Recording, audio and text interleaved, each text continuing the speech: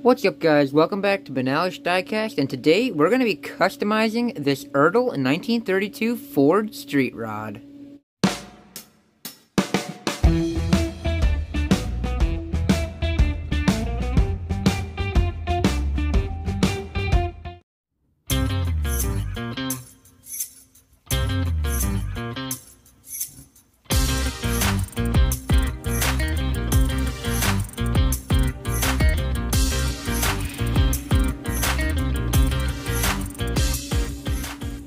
So this particular hot rod is one that you may have seen in my video where I showed you guys everything that I picked up from the swap meet. This one was at the very end of the video where you guys could see some cars I had picked up from my junkyard. But I really wanted to use these wheels from M2 for something. If I can get them to focus. There you go. So there are some wide tires in the front there and actually in the back. There's some slicks, not slicks, those are skinnies to go on the front with the yellow lettering. So I think maybe this hot rod would look really good in a yellow paint job with these wheels. Huh? What do you think? If I can just, there you go. What do you think of that? I think that looks pretty darn good. Like that'll look awesome on this thing, man. I don't know what all this is on the hood, but it was like this for all the cars that I purchased from that same guy. They've been sitting in his garage for a long time, so I don't know what all that dirt is, but it feels like sandpaper. Like gives you the chills rubbing your fingernail across it. Axles are bent, like a lot. This wheel, cracked off. That one is very bad, so just look at this. The center of the wheel and the tire have separated. In one of my most previous videos, you'll see where I use this kit to wheel swap this Charger. And so there were 3 sets of wheels. These ones are used up. These ones with the yellow lettering left over, and also the ones with the red lines. So that's where I'm getting my wheels from, in case you were wondering. Pick up these sets if you're a customizer. You don't have to salvage any wheels off another car. If you guys catch anything I'm doing wrong, let me know in the comments, although I can't really get this car to stand up straight. I think that'll do there, though.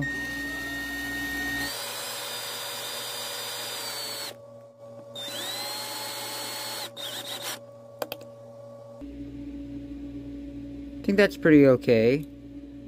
Maybe we'll just do the front one now.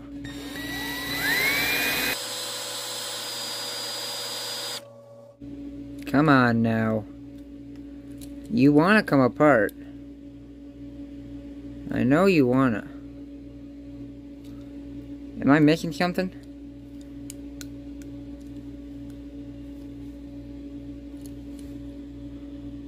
Is there something I am not doing right? Do I just need to pull harder? Alright, I'll just do some more drilling, I guess.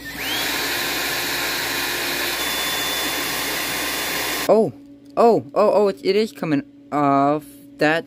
Okay, so there goes the wheels. That's good. Oh, off it comes. Come on. Yes! There we go. Holy cow. Finally, bro. Look at that. The engine is literally, like, in half, and it kind of fits over this here with the post that goes straight through the engine. So the engine was holding on for dear life as I was trying to pry it apart. Oh! Alright, well, we're gonna have to be careful about that. Take the, interior out. It shouldn't be that tight. One problem after another, don't you think? That's not gonna work. Alright, this is probably not the way I should be doing this. Actually, it's almost definitely not the way I should be doing this. Oh, wait. No way that works. No way. Anyways. There's a little, our seats, that's our interior. Luckily, the windows aren't cracked, but they're literally so small, if they were cracked, nobody'd ever notice. Probably gonna spray paint this silver, maybe. But maybe leave as much chrome on the engine as possible, I don't know. So I guess we're gonna go drop this body in some brake fluid. Now, brake fluid may seem like an awful weird thing to use. I know a lot of people like using paint stripper. But my dad and Pop always told me, Evan, when you're doing the brakes on your truck or car, don't get brake fluid on your paint because it will make the paint come off. So I thought, what if I want the paint to fall off? So now I'm just gonna let that body sit there and let's hope it does something. Here is my super professional taping job. Taped off the engine because I want to hopefully keep the chrome that was on the engine and maybe just detail over some of the yellowed spots. But yeah, I'm gonna shoot this base with some silver. Hold on now. Potential change in plans? Do you think we could just chrome this thing?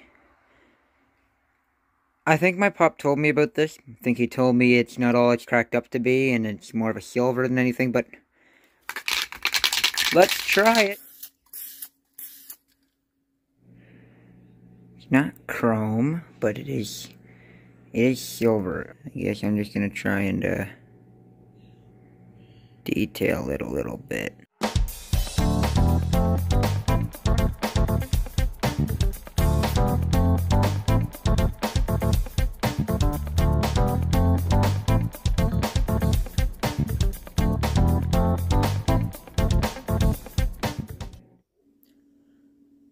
So, a few days later, the brake fluid actually loosened the paint.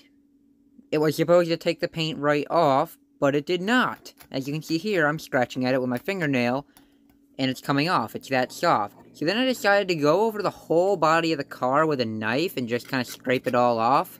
But then I realized that this idea, it was just bad. So I finally came to my senses and bought a can of furniture paint stripper. And I've never used this stuff before, but I hear it's pretty good, so let's try it out for the first time.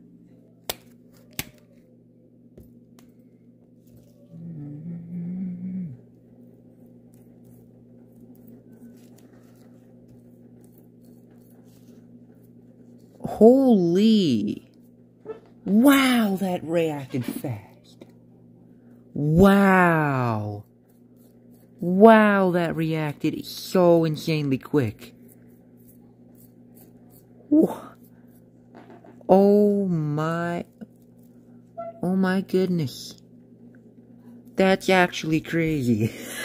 Turns out, oh yeah, this stuff works really, really good. I mean, look at the flames. Look at them. Look at them. They're gone. Gone forever. Never to be seen again. This is just nuts.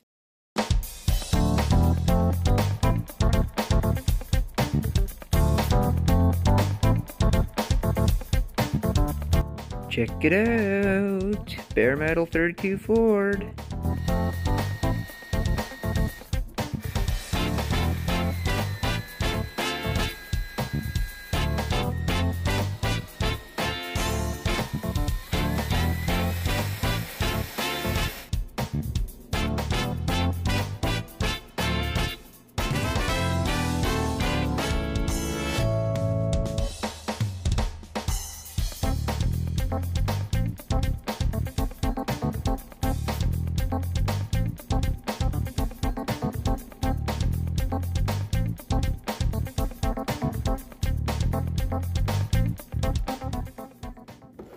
Yeah, I thought stuff was going too smoothly at this point, as you can see. I split the pillar because I tried to put a big screw in a small hole. So here's our next problem. We have 4 axles, 3 short ones, 1 long one. The short axles are utterly pointless. They are so short that they will not have any space at the ends for these wheels to fit on over. So clearly I need a longer axle. But I'm using that one for the back because the front is modifiable. Also, check this out. The diameter of the axle is also too thick. Who'd have known?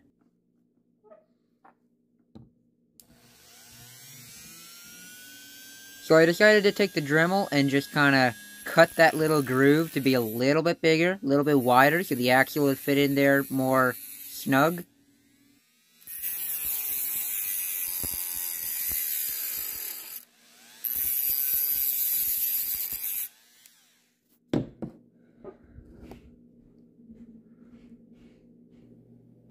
And surely enough, you can see here the before and after. That axle fits perfectly now. Just perfect. So you can see here where I need to cut some of the metal away so the axle will have more exposed space on the ends. And that's pretty much what I did. Just cut that off a little bit so the axle will fit on there just a little bit nicer than it did before. And there you go. Now you can see that there's room on each end of the axle for me to slip a wheel on over.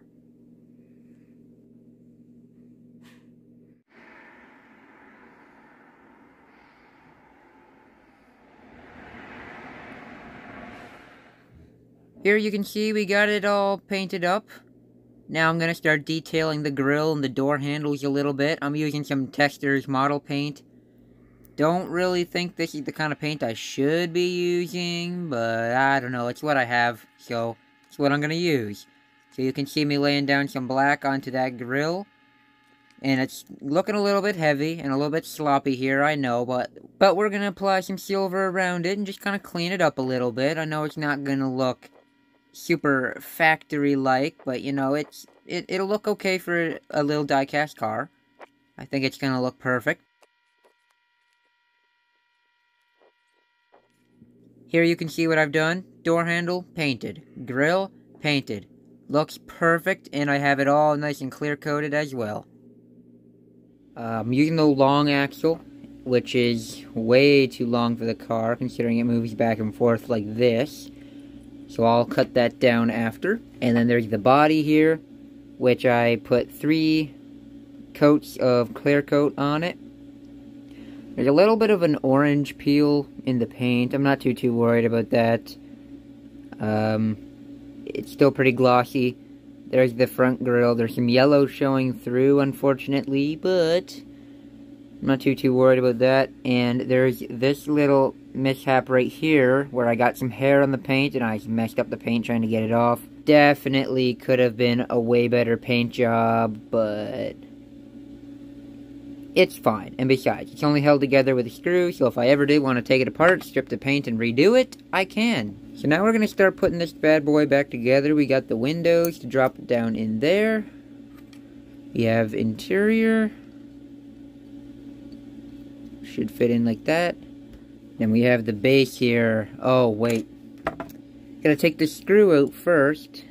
This thing tapped really nicely. The screw... Oh, it's gone. Oh, nope, I got it.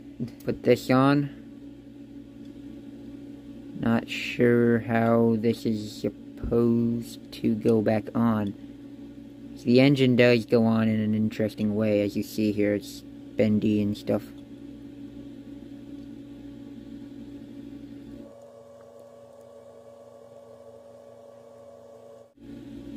I'm a little bit confused. Actually, no, I was a lot more than a little confused. I even stopped recording because I was getting frustrated with it. So what I'm doing here is just measuring the amount of the axle that is shown so I can cut that off so that the axle won't move back and forth and we'll have a better wheel fitment.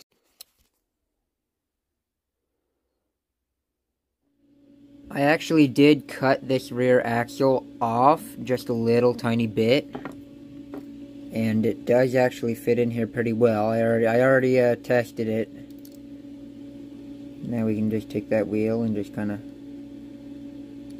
slip it on there like that. Tiniest washer I ever seen in my life. Only problem, come on now. Problem is it's a lock washer. Is that a problem? Nah. It'll be fine. I do imagine that this screw is going to be a little annoying. Oh, maybe not, maybe not. Maybe it's going to be good to me. There we go. Okay, that wasn't so bad. Okay, you guys, check it out, guys. This is the Ertl 1932 Ford Street Rod. Completed. Turned out, well, you know what? Yeah, it turned out beautiful. There are some problems with it. There are some things that I definitely could have done better. It definitely wasn't done professionally. In fact, I had no idea what I was doing the whole time, but it turned out really good in the end. I have no idea what I'm doing, but I know I'm doing it really, really well. So I gave this thing a beautiful yellow paint job, which I think looks even nicer than the orange. If we look at the base, it actually looks like as you can see, there's the rear where I messed up my little screw thingy. I just had to pinch the pillar so it would fit through the hole of the base. Front doesn't look too bad. It's easy to tell it's a lock washer, but I'm not too worried about it. Now, I do love this, but there are some things that I could have done way better, considering this is my first ever custom. One of those things being the front axle is simply too short. That's the only axle I could find, and I decided, you know what, let's leave it. Rear of the car doesn't look too bad, although it does roll just a little wobbly. As you can see, that was my fault. I think I may have bent the axle along the way somehow. Next, check out the paint job. It didn't cover over too great. So, it looks good from afar, but it's far from good. I mean, it is good. I think it looks alright, but just zooming in on this thing, check out the rear. Look at the orange peel on that rear fender. And that little spot in the trunk, that's where I had a hair. I clear-coated over the hair without knowing the hair was even there. And I am definitely an amateur at spray painting. In fact, just doing this project, I've decided I hate spray painting. Maybe I'll get better at it in the future. I probably will, but I decided, no, it's sucking way too much fun out of it if I had to strip the paint and do it over again, so I decided that for my very first custom ever, just remember that, you guys, this is my first custom ever. I think I did pretty darn good. Let's get a little bit of a before and after going now, you guys, so you can see what this thing used to look like and what it looks like now. It's actually an insane change. The wheels on the old car were cracked and the axles were bent. Let me know in the comments below what you guys thought of my custom 32 Ford hot rod from Ertl. And I'll see you in the next video. Be sure to like, subscribe, all the stuff I'm not going to take an eternity to tell you guys to do, and I will see you.